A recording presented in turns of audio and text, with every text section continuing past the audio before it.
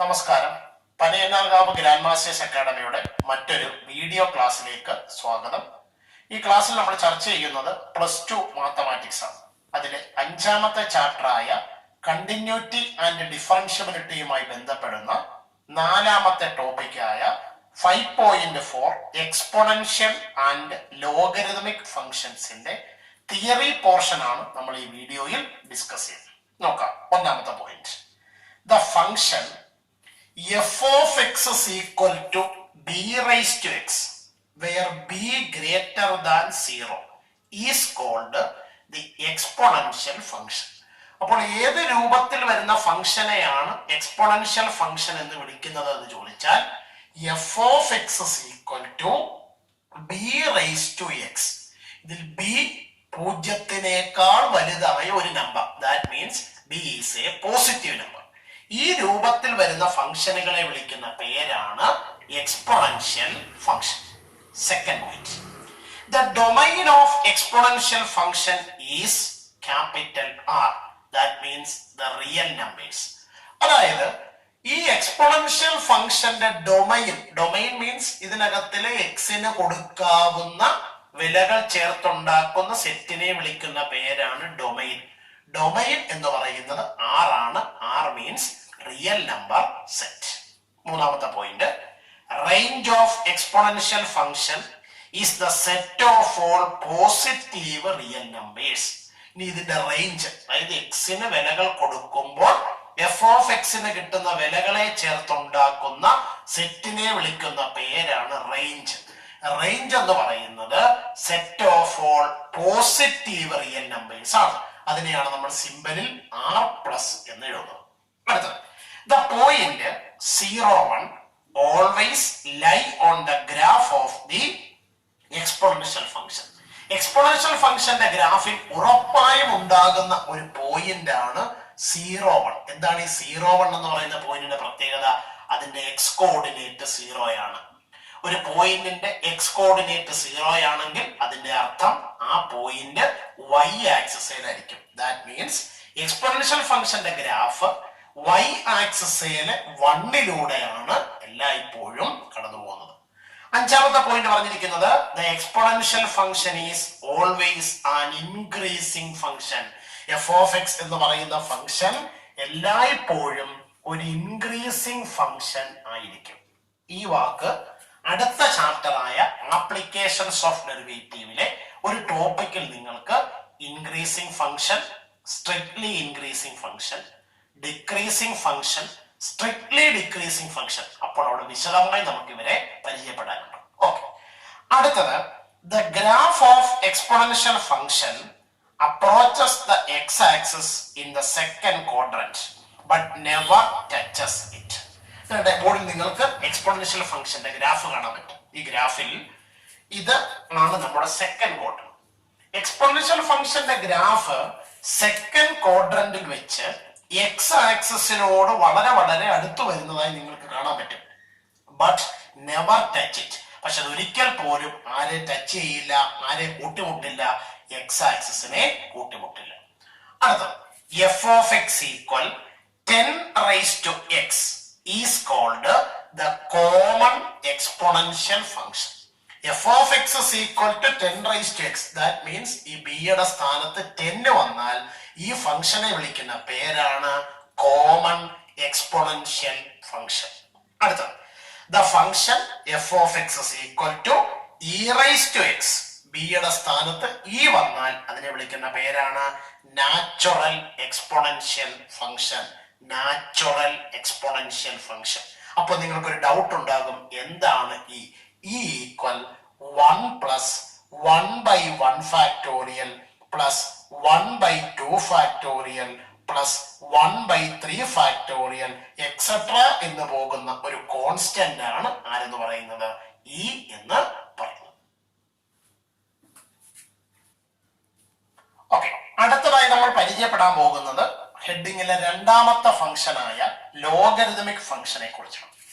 The function F such that r + r to r defined by f of x is equal to log x to the base b or this is equal to y, comma b greater than 1 and b raised to y equal x is called the logarithmic function.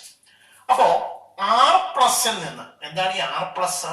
Set of all positive real number. Positive real number സെറ്റിൽ നിന്ന് real number സെറ്റിലേക്ക് define ചെയ്തിരിക്കുന്ന ഒരു function ആണ് logarithmic function. എന്താണ് അതിന്റെ rule? F of x is equal to log x to the base b is equal to y. ഇതിൽ b എല്ലായ്പ്പോഴും ആരേക്കാൾ വലുതായിരിക്കണം? ഒന്നിനേക്കാൾ വലുതായിരിക്കണം.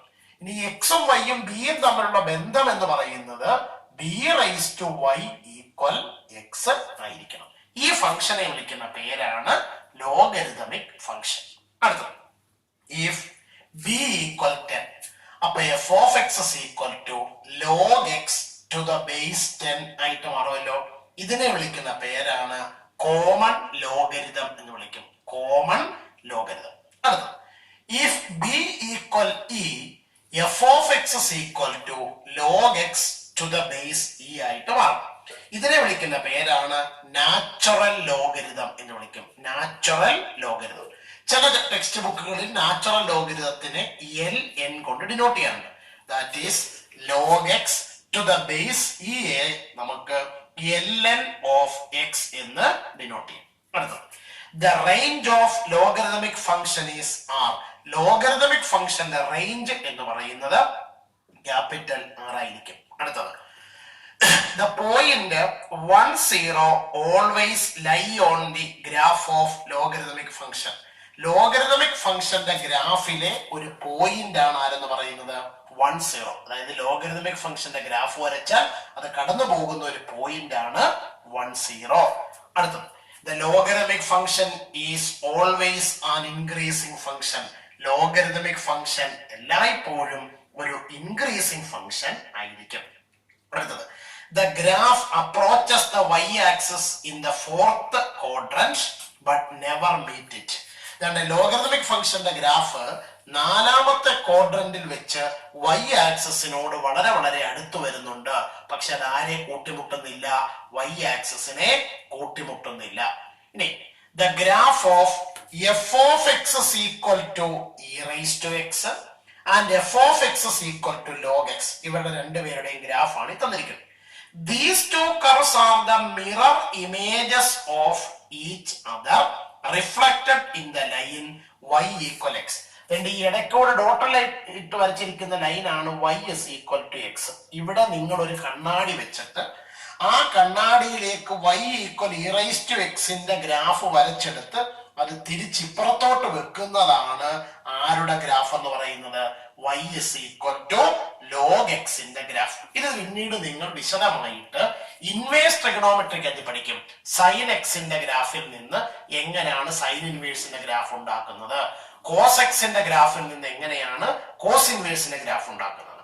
അതിന്റെ അർത്ഥം the above property shows that the two functions are inverses of each other. ഈ പറഞ്ഞതിന്റെ അർത്ഥം y equal e raised to x എന്ന് പറയുന്ന ഫംഗ്ഷനും y equal log x to the base e എന്ന് പറയുന്ന ഫംഗ്ഷനും ഒന്ന് മറ്റൊന്നിന്റെ ഇൻവേഴ്സ് ആയിരിക്കും.